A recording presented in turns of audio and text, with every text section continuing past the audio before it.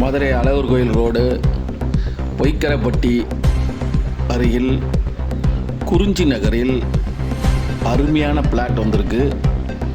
30க்கு 50 size, கிழக்கும் வடக்கும், road cost இல்லை. பிளாட்டு ஒரு உருட்டு ரேட்டாக 16.5 லட்சம் கேட்குறாங்க. விருப்பமுள்ளவர்கள் தொடர்பு கொள்ளலாம்.